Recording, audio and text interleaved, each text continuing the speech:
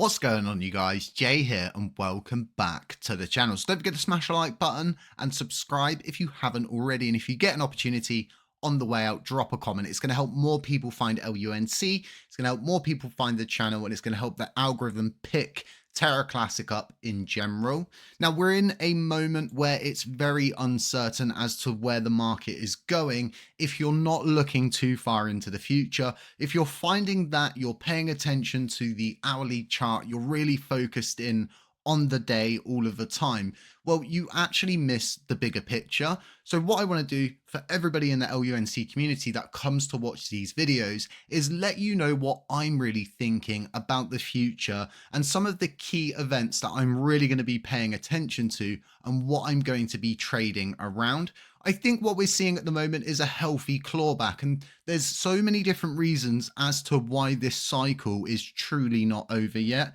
There are so many different unknown variables, and what I mean by this is certain things have never reached this moment in time. There are different coins that are at different highs that they have never ever seen before, XRP being one of them. And I've explained many times before that XRP in itself is probably going to drive the cycle faster, harder, and for longer. And that longer part is vital for us because this in itself could extend the halving cycle, that all important area where you want to try to get out. That's realistically the area you're all aiming for.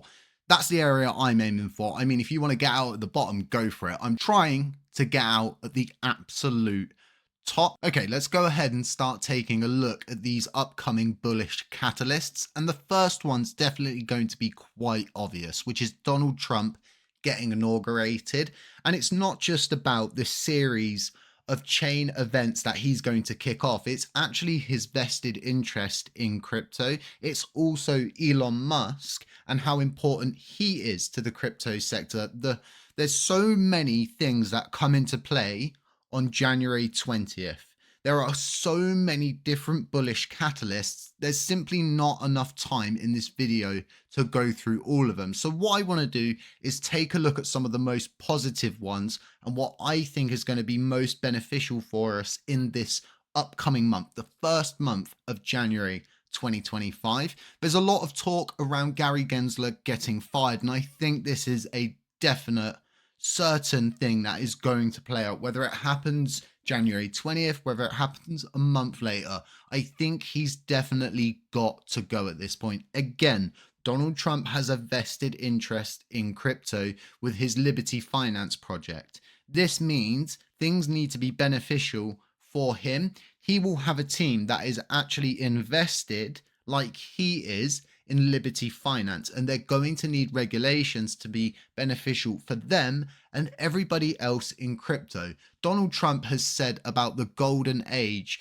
is coming in for America. We're in the golden age for the United States now, and I really think he's got a massive plan that he's putting together, and Elon Musk is working with him as a confidant to really fine-tune a very good narrative, which is going to bring all of the interest back to the United States and the petrodollar. Moving to third on our list is going to be the pardon of Ross Ulbricht. He's currently serving a double life sentence without parole for creating the Silk Road, which is often being dubbed as the decentralized eBay. And I more or less agree with it being a decentralized eBay, although it facilitated the trade of illicit goods, including drugs, and everything was done using Bitcoin, and that's the reason why we have any value to begin with. He brought value to a valueless environment. Before, people were just simply handing Bitcoins over for pizza. Ross Ulbricht's case is not just about him, okay? It's like a litmus test. If you know what that is, if you don't, go and Google it. But it's really, how is the world going to handle innovation, right? Individual accountability and all of these ethical dilemmas that are posed by decentralized systems. What, do we just simply imprison everybody for creating a decentralized environment that people will go and use and utilize? Because think about it, if they're willing to hand out a double life sentence to a guy that created a decentralized product but they're not handing out any punishments to Rheinmetall or BAE Systems or Stratton Army Ammunition Plant, NAMO, NIAO, all of these different companies that supply artillery shells to Ukraine to injure, maim, or unalive people. Are we persecuting them? Absolutely not. But we're willing to give a double life sentence to a guy that is more or less an eBay creator. He basically created a product and he's being persecuted for all of the people that went and used it. It was decentralized. Once he created it, it was beyond him at that point. You simply can't kill a decentralized product. You would have to pull the plug on the entire internet. So yeah, it's very controversial, and this is going to be very, very bullish for crypto overall if he gets a pardon. So the next thing to pay attention to at number 4 is Bo Hines. I've been doing a lot of research on this guy. He's an ex-American football player and he seems to know a lot about crypto. This is going to be very important because Bo Hines, Trump, and Elon together should realistically, with the new face of the SEC, foster in a crypto-friendly environment in the United States. The ideal outcome is that everybody really flocks to the United States like they did during the Silicon Valley race. We could see the exact same thing play out again. You all know how the Silicon Valley race went.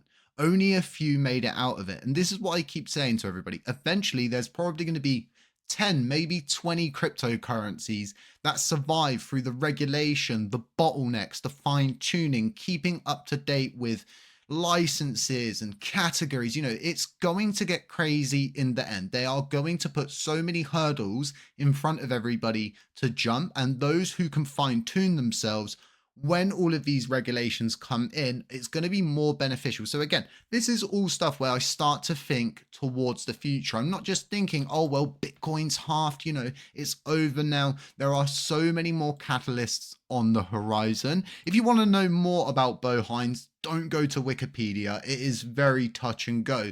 The best thing to do is go and find their personal profiles, watch videos that they've produced. A lot of these people are younger generation. This is why I'm quite positive on this guy, but we'll have to see how this all pans out. Next on the list is going to be Elon Musk. Now, Elon is doing strange stuff all of the time, but changing his name to Kekius Maximus is a huge shout out to the entire meme coin community, not just in crypto, entirely gaming, wherever memes are used. This is basically a hybrid of Pepe. He is giving a huge shout out to everybody that is involved with memes. Again, Elon's young, just like Bo Hines. He understands the culture. He understands that memes are here to stay. This is another important aspect that comes into play alongside Trump's inauguration, alongside Gary Gensler getting removed, alongside Ross Ulbricht getting a pardon, and Bo Hines becoming the person who is really at Trump's right hand when it comes to crypto advice. These are all of the different things you're going to want to think about going into the future. So everybody is talking about Tether getting delisted and how it's going to affect the market, and I honestly believe that Tether is on its way out. I think RLUSD is going to completely dominate the stable sector, not just because of its reliability or where it came from, but because it's a cryptocurrency through the courts of law. Every single cryptocurrency is currently trying to reach the level that XRP is at, where over 1,500 banks have tested Ripple's XRP and Ripple's RLUSD. These are all of the different indicators that I look at. This is going to drive a different kind of market. In fact, I believe after the halving cycle's cooled off, after BTC's done what it needed to do, I think we're going to begin to see bigger moves from XRP as RLUSD is more broadly adopted, more people utilize it, Tether is getting knocked out. This leaves XRP, Ripple, RLUSD in a prime position. And there you have it, 6 decent bullish indicators that you should probably focus on going into January 2025. It's going to be an interesting month just because everything that's about to unfold has never happened before. There's never been a crypto positive president in the history of human existence. Crypto is relatively new, up until the point, right, where a lot of the terms don't even exist inside dictionaries at the moment. A lot of the terminology we use is derived from stocks. It's in its baby stage. This isn't the beginning, nor is it the end. There is so much more money to be made, and if you can stay positive, if you can keep your cool, you're going to be able to benefit from those ups and those downs. There's money to be made everywhere. Guys, let me know if you enjoy this kind of content, if you want the external news, if you want to better understand why LUNC price is going up or going down. These videos are going to help you better understand the overall market. But look, stay safe, stay humble, stay aware, and as always, I'll catch you in the next one. Ciao.